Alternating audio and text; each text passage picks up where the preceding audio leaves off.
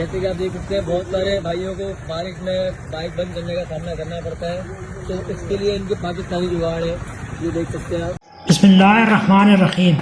अस्सलाम वालेकुम। कोई पूछ रहा था कराची वालों का मसला क्या।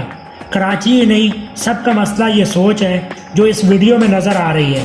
ग़ुलाम ज़हनियत, ये अपनी बचत का रास्ता और जुगाड़ ढूंढती है। ये नहीं सोचती कि आखिर ये पानी खड़ा ही क्यों होता है, किसकी जिम्मेदारी है कि वो इसे खड़ा ही ना होने दें।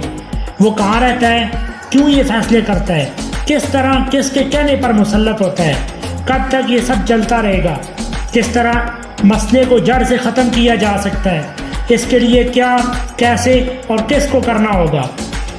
अफसोस कि हमारी दीनदार सोच के लोग दीन ईमान सब बस किसी बाइक वाले जैसी सोच पर ख़त्म हो जाता है कि अल्लाह का हुक्म हुआ तो ये आइडिया चलेगा।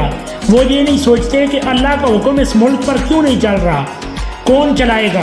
यही नहीं, वो लोग भी लम्हा भर को सोचे तो लोगों को बस आसानी सहूलत पूरी करते और ज़रूरत पूरी कर देते हैं, मगर उन्हें इस मुसीबत के ज़िम्मेदारान का नहीं बताते, ना इससे निकलने का हल और तरबियत फराहम करते हैं, ना इस मुसीबत के ज़िम्मेदारों के ख़िलाफ़ नफ़रत पैदा करते हैं, ना इनसे छुटकारे का हौसला देते हैं, बल्कि इनके सारे वसाइल इसी मुसीबत में गुजारा करने और इसकी आदत बना लेने और सब्र करने का मशवरा देने में लग जाते हैं।